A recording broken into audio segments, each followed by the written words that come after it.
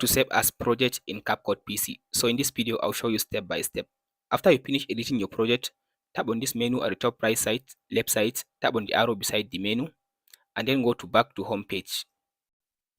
After you tap on the back to home page, so CapCut automatically will save your project. As you can see, it says save to project. So now here is the project that you are currently working on. So if you tap on the project or hover on the project, it will give you this three dot. Tap on the three dot, and then tap on this rename. Now you can give it a new name. So I'll type in new Q. So after you give it a new name, now if you want to see where the project has been saved or where the project being saved on your PC, all you have to do now, minimize the CapCut and go to your this PC.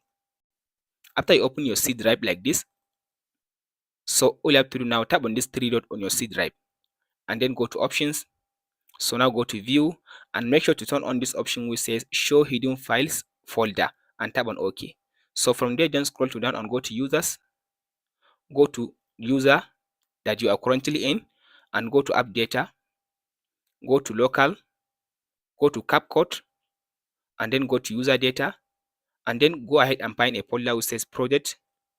So open this folder that ends with .draft, and then if you scroll to down here, you'll be able to see your project. So here is my project, new Q. So that's it guys on how to save as project in CapCut PC. Be sure to like and subscribe.